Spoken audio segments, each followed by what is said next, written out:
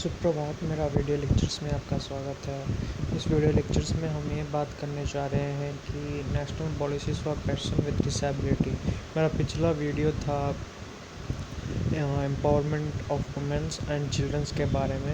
And इस video में मैं जो कि डिसेबिलिटी के बारे में बात करने जा रहा हूँ, जो कि फिज़िकली एबल्ड है। डिसेबिलिटी नहीं बोल सकते हैं, फिज़िकली एबल्ड बोल सकते हैं उनको, जो कि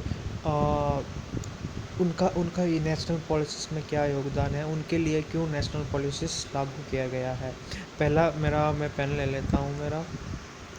पहला वाला पॉइंट क्या बोलता है, the national policies for person with disability was adopted in 2006। कब ये अडॉप्ट हुआ था? 2006 में अडॉप्ट हुआ था।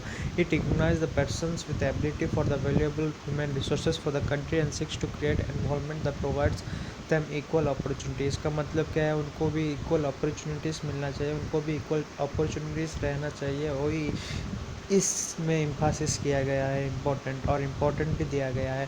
द नेशनल और the policy emphasise in fact the majority of the person with disability can better quality of life. इसका मतलब क्या है? जो कि जैसे कि हम जानते हैं, जो कि डिसेबिलिटी है उनका कुछ योगदान भी रहना चाहिए।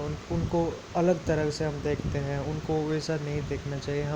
हम जो उनका फिजिकली एबल्ड है, उनको जो फिजिकली एबल्ड है उनका पॉलिसीज़ मेकिंग में क्या योगदान है, उनका पॉलिसीज़ मेकिंग में क्या ऐसा हो सकता है जो कि इकोनॉमी भी बढ़ा सकता है। पहला पॉइंट ये बता रहा है कि फ़िज़िकल रिहैबिलिटेशन का मतलब ये है कि उनका फिजिकली एक जगह से और एक जगह जाने का अनुस्थान, और वी कैन से अगर if they travel from one place to other place, what is the condition for them.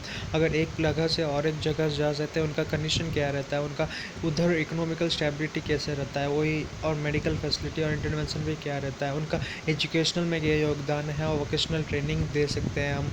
वही नेशनल पॉलिसीज़ ये बता रहा है डिसेबल्ड पर्सन के लिए। और ये भी बता रहा है कि डेवलपमेंट और रिहैबिलिटेशन प्रोफेशन। पांचवा point, creation of barrier free environment. उनका बैरियर फ्री एनवायरनमेंट भी क्रिएट करना पड़ेगा, क्योंकि अगर बैरियर है तो कुछ नहीं कर सकते हैं। जैसे कि हम जानते हैं, एक चिल्ड्रन यदि एक गर्ल चाइल्ड यदि पढ़ाई के लिए बैरियर रखते हैं, वो पढ़ाई नहीं कर पाती है। इसी तरह डिसेबिलिटी के लिए भी बैरियर नहीं रखना चाहिए। अगर बैरियर रख दी तो फिर कुछ भी नहीं हो सकता है। वही बैरियर फ्री एनवायरनमेंट क्रिएट करना पड़ेगा। वो पांचवा पॉइंट जो कि नेशनल पॉलिसीज़ में आता है। ठीक है। 6 पॉइंट क्या बोलता है, provision for social security for various means व disability pension and employment allowance. इसका मतलब क्या है? अगर एम्प्लॉयमेंट नहीं है और डिसेबल्ड पर्सन को एम्प्लॉयमेंट का पेंशन भी देना चाहिए, और एम्प्लॉयमेंट का रेशियो और अलाउंस भी देना चाहिए। Last point, promotion of non governmental organisation, जैसे कि एनजीओ होते हैं, एनजीओ में उनका काम भी रहना चाहिए, उनका काम भी होना चाहिए, जो कि खाना पीना सभी मुफ्त में मिले।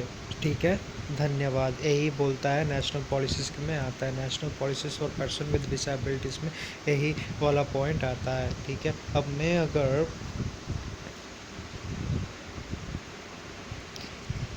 अगर ये पॉइंट, ये सारा पॉइंट जो कि फर्स्ट पॉइंट से लेकर 7th पॉइंट तक है, सारा इम्पोर्टेंट है, और एक इम्पॉर्टेंट पॉइंट बहुत मान रखता है। ठीक है, धन्यवाद वीडियो लास्ट तक देखने के लिए।